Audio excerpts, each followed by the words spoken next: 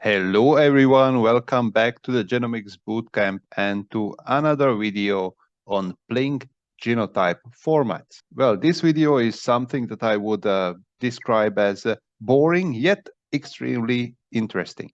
Well, let me clarify. Well, certainly this is not boring topic for me because I love data, perhaps boring from the perspective that there will be absolutely no pictures in this presentation and in this video.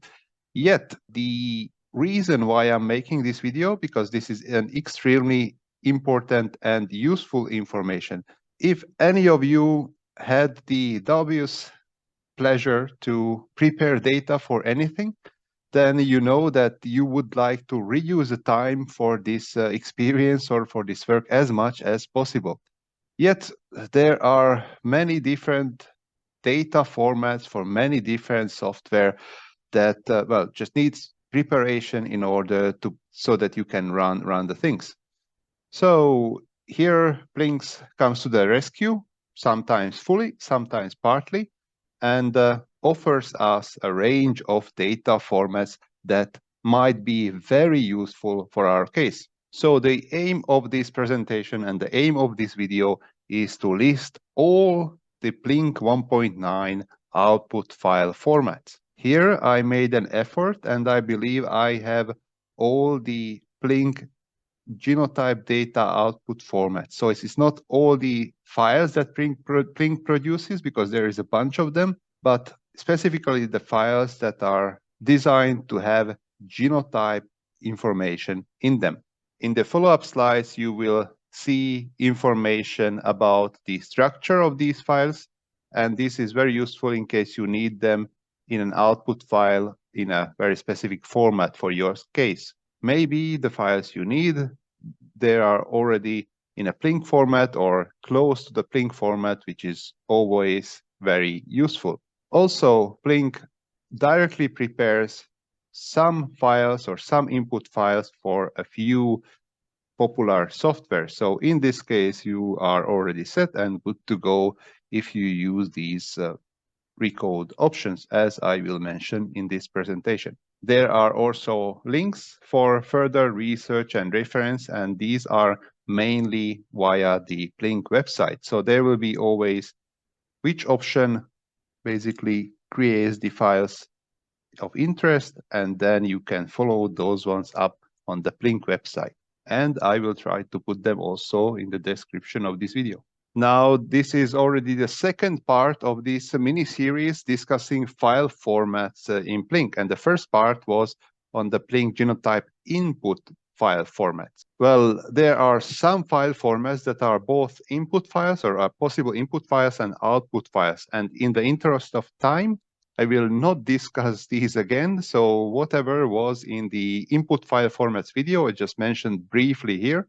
So you will find the link to this video, hopefully popping up now on the top of the screen, or I certainly will put it in the description of this video. Or if everything fails, you just search for the PLINK genotype input file formats in YouTube, connect it to Genomics Bootcamp channel, and you will certainly find this video with the in-detail description of these file formats. So here I would just go through in a brief detail. So there are the binary PET files, and these are created with the PLINK option -- make PED.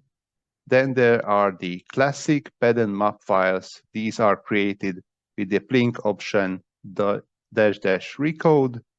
There are the transposed PED files. These are created with the PLINK option -- recode transpose. So this kind of formulation will come up a few times in this video, so I just detail it here. So basically, the -- recode is the initial option. There is a space here, and then there is this additional word.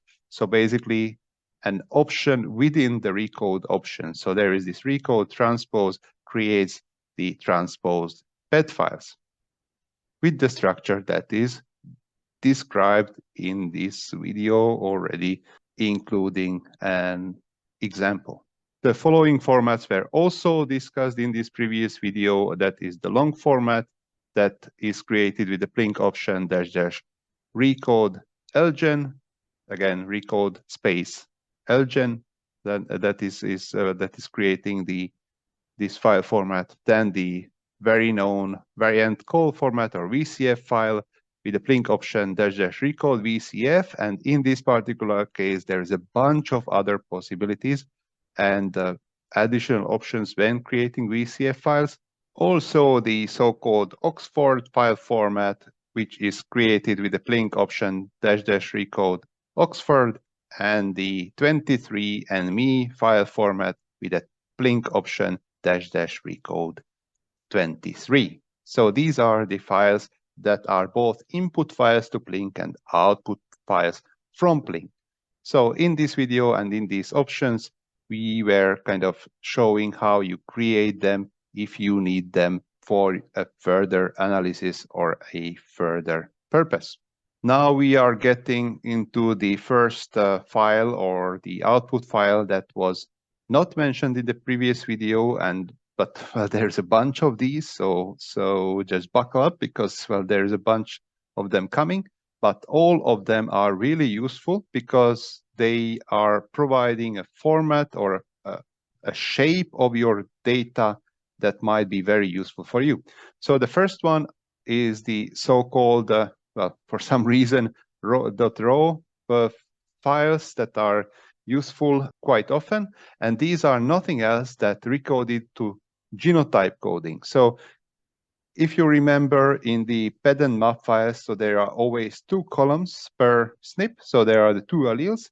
But in this case, these are recoded to additive genotypes. So, the PLINK option, how you create these files is the --recode A. So recode, there is a space here and the capital A. And this recodes the alleles to genotypes in an additive format.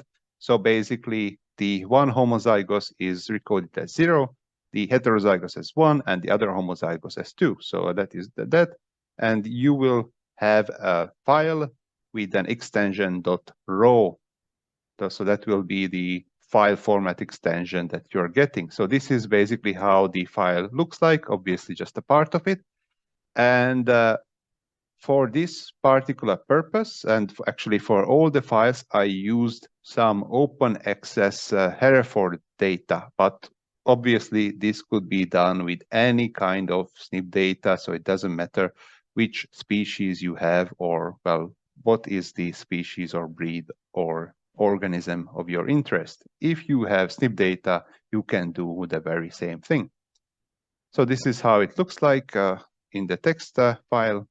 And what are the columns standing for? So, obviously there is the header here and then 1 line per individual. And then, the one thing here is you have to be a bit careful that the column is not aligned to the columns are not aligned to each other. So there is this FID is this column, but the IID is still kind of aligned, but the paternal and maternal ID is already shifted quite a bit. So this would make sense, for example, if you read these into R or some other software, of course, everything aligns. But if you look them up with the text editor, you have to be a bit careful that the columns are sometimes shifted, or I would say almost always shifted.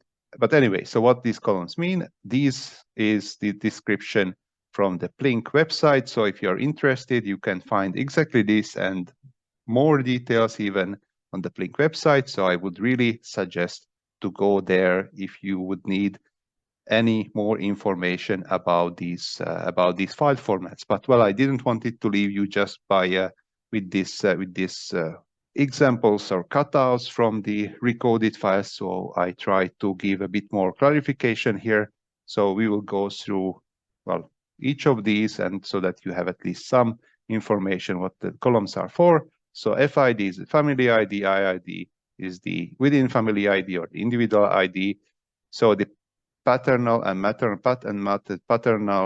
and maternal ID, so basically mother, father, or sire, them, or whatever is the proper term for your organism. Then the sex of the individual, the phenotype, and then for each variant ID, there is a counted allele. So basically this is HapMap, and this number here is the SNP name. So this is the variant ID, and the underscore G is the one that is the counted allele, and then this is then linked to allelic dosage. As I mentioned here, it's an additive format, so 0, 1, 2, and if there is NA, for example here, this is the missing observation. So there is one column here per SNP. Well, for me, I'm working with diploid variants, so this is what I would expect. If you're working with a haploid organism, you would see 0s and 2s and NAs only. Now there is an option to recode a transpose version of this file. So this is the so-called TRAW file format, or with TRAW file extension. So what it does, it recodes to genotype coding. It's still the additive coding, but in transpose. So previously it was lines for individuals. Now they are SNPs for lines, sorry, and the individuals are in columns. Well, classically the columns are shifted, so don't worry about that. But basically, this is the file format that you are getting. So the PLINK option for this is the --recode a transpose. So there is a space here, a-transpose, that you put in PLINK and creates you this wonderful file. So the recoded alleles are, again, genotypes, additive 0, 1, and 2. And the file extension you're getting is a TRAW format, but still it's a text file, as you see. So you open it with any text editor. Again, for the columns, so CHR is the chromosome code, SNP is the variant identifier, the centimorgan or CM is well, the Morgans or centimorgans, position is the base pair coordinate. There are the two alleles, they are the one that is counted and the alternative, and these are denoted here. If you see a 0 here, then it means that this is the fixed allele, so there is no alternative allele. So basically there is no other allele for this SNP. And then what you see is basically the files here, or the column names here, that are in a format of FID underscore IID. Now I have a bit of a specific case here because, well, as I mentioned, this is the Hereford data, but for me, so the HFD is the family ID, and the HFD underscore 0001 is the individual ID. So that is why I have it in this format. But basically, whatever your family ID is, it will be coupled with the individual ID, and again, the allelic dosage in an additive form, and NA if you have a missing observation. Next option is something similar, but somewhat different, is recoding to genotype coding, but considering dominance as well. So this is with the PLINK option --recode AD, and it recodes the alleles to, again, to genotypes, but considering dominance, so 0s, and we will see only 0s and 1s. The file extension here is also .raw as the additive format, so you have to be careful because it doesn't distinguish between the files or file extensions. So you have to be very careful what you are doing, and if you are specifying recode A or recode AD for dominance. Actually, the file format is very similar to the previous one, so I would just mention here briefly. So the FID, IID, paternal, maternal, sex, phenotype is all the same. So these are the first columns you see here. So actually until here. But then there are two columns per variant, and then, well, the first one is actually the same as in the previous one for the additive. So this variant ID and the counted allele, as you see, for example, here. So this is the SNP and the G, and that for the G is the counted allele. But the second one is the variant ID and the underscore het. So you see, this is the same variant ID as here, but there is this underscore het, and that is, or that column rather, is coded in a dominant way, or with a dominant component, where you see 1 if the genotype is heterozygous and 0 otherwise. So basically, both homozygous genotypes are coded as 0. So here you had the homozygous one as 0 and the homozygous other and as 2 in the additive format. Here you don't have this, so you have just heterozygous and the homozygous, both homozygous, coded as 0. With the next file format, we are getting into the file preparation for the first very popular software that is, well, first among the a few that are popping up in this list. And this software is the well-known Beagle software that is used for phasing and imputation. If you want to use the Beagle software in one of your follow-up steps, it is very easy to prepare the data for it. You have to just use the option -- recode Beagle. So recode space and you write Beagle, and that actually does the entire job for you and recodes to Beagle input files for each chromosome. Now, obviously, there is this description of these files also in the Beagle manual, but I still limit this presentation, or basically I take information in this presentation from the PLINK website to keep everything focused on our topic.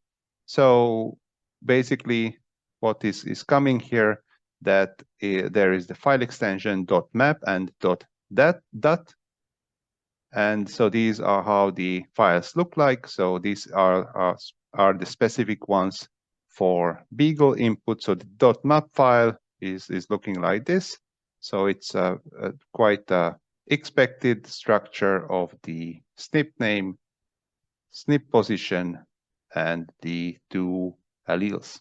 The .dat file is looking like this. So there is the P. It starts with the letter P here, the family IDs, and then, well, for me it's all the same, but well, these are the family IDs, and for the row for the individuals, starting with a capital I, with the IIDs, and these are the individual IDs for the subsequent individuals and alleles. So there are also the row for phenotypes, in this case all -9 because it's unknown, but if you have phenotypes, there you will have the numbers here. And then for each marker, there is a line starting with a capital M, the marker name, or basically the SNP name, and the alleles for each marker. So if you want this, then you have the Beagle input file. Now, as you have noticed here, so this is actually creates one file for each chromosome. That is, well, something that you want to do if you're using Beagle. But also there is an option to recode to Beagle format, but all your chromosomes located in one single big file. So this is an option here. So with the PLINK option -- recode Beagle -nomap. So this is what if you specify this, then you recode to Beagle input, but all your chromosomes in a single file, which is, well, probably useful sometimes. There is a single file extension .beagle.dat, and basically the file looks like the same. So there is no map file as it's indicated here, but it's basically everything is in here. And basically it's looked the same, but this file is much longer. So previously it was each chromosome was in a single file. Now all your chromosomes are in one single file. So probably this file has many more lines. The other software that is being implemented in PLINK, in a sense that the PLINK produces output files for it, is the Bimbam software. So you can achieve this with the PLINK option -- recode Bimbam, and it records the Bimbam input file format for all chromosomes. Because of the specific format requirements of the software, so you have a file extensions and contents is the .recode.position.post.txt, then another file .recode.pheno.txt, and another file .recode.geno.txt. So I will give some details about these. So the recode position.txt has 3 columns. So there is the variant identifier, the base pair coordinate, and the chromosome code. So this is basically a map file. So this is, you see here an example of the few first SNPs from this data. So this is then the variant identifier, the base pair coordinate, and the chromosome code. Well, the second file is the .recode.pheno.txt. For me, it's quite unremarkable because, well, there is actually, it's a sequence of a sample phenotype values, one per line. So there is one column and then as many lines as many individuals you have. Yeah, for me, well, there are no phenotypes, so I have just a column of -9s. But yeah, so this is what you get. Third file is somewhat more complicated. So this is the .recode.geno.txt, and this has several lines that you have to be aware of. So this is a comma delimited text file. That's one thing, and starts with the number of samples, then with the number of variants. So these are just two numbers as the two first rows. And then there is a third one is the header line that starts with the int, and so basically the expression or basically the character string int, and then followed by the IDs of all samples. The main body of the file is one line per variant with, n+1 fields. So as many columns, as many individuals you have, +1. And the variant ID is followed by compound genotypes, and the missing genotypes are denoted by question mark. So I realize this might be a bit of a confusing description, so I give you also how it looks like, and you see it's actually not that complicated, and I have to say very useful, or could be very useful. So the first one here is obviously the number of individuals. So I had 31 individuals. This was my number of SNPs. And this is then the header line and one line per SNP, or one line per variant in a comma delimited way. Now, why is this very useful? If you would need this format, then this is kind of easy to also load into R or some other software. Basically, you remove or kind of ignore these first two lines, and then you have a nice block of text that you could import into R or Python or anything, and you could work with this data and do whatever with this data if you want to do so. Or if there is some software that would require kind of a similarly structured data, then, this is one of the reasons or one of the possibilities how you can ease your work and ease your data preparation.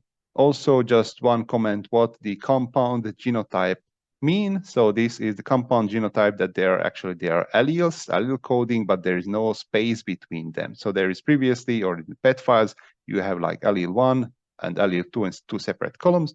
So this is basically the genotype in one column, but in a, still considering the alleles. So they are together. So this is what they refer to as compound genotype. So basically the two alleles together.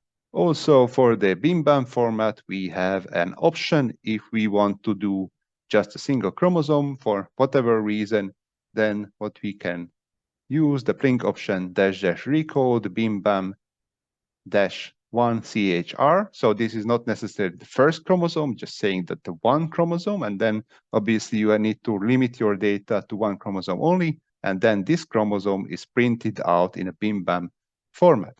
The file extensions are the same as before, and basically everything looks exactly the same as before, but the only difference is that the recode.position.txt does not have the chromosome code. So in this case, they are just two columns as shown here. So then it is just the variant identifier and the base pair code. Otherwise, it's exactly the same as the Bimbam file format as I showed before.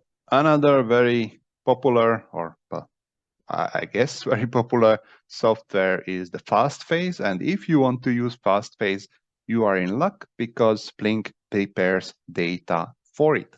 So you can do this with the PLINK option --recode fastPHASE, and it's, obviously records the fastPHASE input file formats for each chromosome. Also, this is something that requires, or actually does, the input files for this program separately for each chromosome, and then you're getting a file extension .chr the number of the chromosome number, that .recode.phase.inp. So this is a somewhat longer file name or file name extension, but this is a very precise one. And so this is what you get for each chromosome. Here in this file, there are the number of samples, number of variants. Well, there is the third, the header line starts with a P and followed by the base pair coordinates of all variants. And then there's the main body of the file that there are 3 lines per sample. The first line is in the triplet is this hashtag, then ID, within family ID. And the second and the third line each have a single M character string with 1 character per allele call, and the missing calls are coded as question mark. So obviously this is also because of the requirement of this fastPHASE program. But yeah, so also I realized that this description could be somewhat confusing or, well, hard to imagine. So here is also an example. So this is, again, numbers of individuals, and this is well, for the first chromosome. So this is why there are less SNPs here. But so this is per chromosome basis. And then these are the files, or actually the items that were mentioned before. This is the hashtag and the 2 lines and 1 allele per line. So, and this is then for individual 1, individual 2, 3, and so on.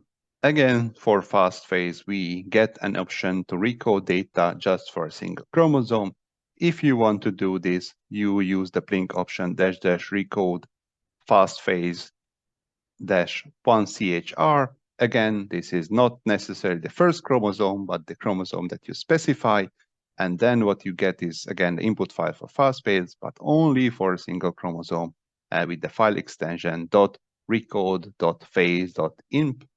And basically, the file is the very same as for the Recode fastPHASE, so that what I was showing you before, but for a single chromosome. Another program for which PLINK could prepare the input data is the Haploview.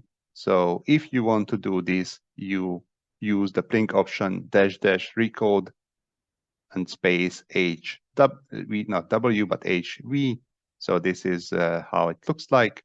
And it creates the Recode and recodes the Haploview input file format in a file extension .chr- the chromosome number.info. So this is one file, and well, you will get 1 file per chromosome and then a PET file. So there are actually 2 files. So this is the CHR info files and the PET files. Now, the PET files I would not detail here. These are the classic PET files, and we talked about them multiple times on this channel. But if you're very interested, or if you want to have more information, I would direct you to this PLINK input files file format. So it's described there. And well, the other one, this chromosome info, and this XX is then the chromosome number, so that this has 2 columns, the variant identifier, or which is basically the SNP name, and the base pair coordinate, that is the second column. Again, for Haploview, if you want prepare data for a single chromosome with --recode HV -1CHR. So you recode the Haploview input for a single chromosome, and then you have the file extension without actually chromosome code. It will be just .info and .ped. And the file structure and what you could expect is exactly the same as with the --recode HV, but of course for a single chromosome. Now, there is also this very interesting output file format that is this genotype-based lists. So you could do this with the PLINK option --recode list, and it actually creates quite an interesting file called .list. And this is how the file looks like. It has no header line, and there are basically 4 lines per variant. So it starts with the chromosome code. You see there, this is the chromosome code, the variant identifier, and then the options for that, or genotype options for that variant. And then it actually followed by 2 additional fields per individual, so the FID and then IID for each sample with the specified genotype code at that variant. So what this means is that you see that this is the first variant or first SNP in my data set. And it has, well, 3 options, the 1 homozygous GG, GA, AA, and then 00 is missing. And these are the individuals that are listed. So these are that are having GG as their genotype at this SNP. So this is this individual number 4, 13, 17, and so on. So it of course continues like on the right side here, but I just cut it off so that is more visible, and then the fonts are larger. But so basically it lists in the first line every individual that has a GG genotype for this SNP, then second line a GA genotype for this SNP, and so on. And then it basically does it for first SNP. It also does the very same for the second SNP, the third, and so on, so forth. So basically it lists or kind of divides your data set based on genotypes for each SNP, which is, well, might be useful in some cases. So definitely a good thing to know about this option. There is also a version of these files, and it's an adapted version of this list file that actually codes or kind of takes into account rare genotype and lists the rare genotype list file without the homozygous major genotypes. So it basically, what it does is kind of similar as before, but some of the options are not appearing in your list. So if this is your kind of purpose, or if this is what you want to do, you can do this with the --recode R list. So this is something that you would use in PLINK, and then it creates file extensions .rlist, .fam, and .map. Now again, the .fam and .map files, we talked about them. Again, PLINK input files video if you want more details about the .fam and .map file. For the .r list, that is a bit more interesting. So this is down how it looks like, and what you could expect. Again, there's no header, which is makes it a bit more difficult to interpret. But fortunately, PLINK has a very nice description for all the file types that it produces, and this is how I get also this description here. But so basically, also for you to have everything in this video, so I list it here. So basically, the first column is the variant identifier. Then the second one is the genotype class. It's the .hom is the homozygous minor. So I mean, just remember so that here this genotype-based adapted genotype-based list is basically is focusing somehow on the rare alleles. So that is the rare alleles that are the ones that are occurring less frequently. So the major alleles are somehow omitted. So in this case, the homozygous .hom isn't, so this hom, it does not refer to all homozygous, but just the homozygous minor genotypes. The het is the heterozygous, and nil is a missing call. Well, allele 1 and allele 2, that is coming here. So this is the allele 1 and allele 2, and then 2 additional fields, again, for FID, IID as before. So basically listing the individuals that are for that particular genotype. So here what we have are 2 lines per SNP, and that is because the homozygous major, or this is more frequent allele, and also the missing genotypes are omitted. So you have just 2 lines per SNP, the heterozygous and the homozygous minor. And again, it is listing the individuals that are for that particular genotype for that particular SNP. And again, this is done for all SNPs. And finally, well, last but not least, software that it was discussed also on this channel already. And it's a very useful and nice software for admixture analysis, and that is the structure software. And also in that particular video, where I was detailing or kind of talking about structure, I actually use this option to prepare the data directly from my PLINK files with --recode structure kind of option. So recode space structure, and this does everything for you, which is really, really useful. So obviously recodes to structure, software input file, and you get the file extension .recode.strct_in. Well, again, this is a very specific file based on the requirements of the software, but well, also the PLINK website has some description of this. So there is the first header line, lists all the variant IDs. Well, the second line is a bunch of numbers, and well, this is a bit of a tricky thing, so that each entry in the second line is difference between the current variant's base pair coordinate and the previous one in BP or base pair coordinate. So basically, the base pair coordinate difference between subsequent or neighboring SNPs.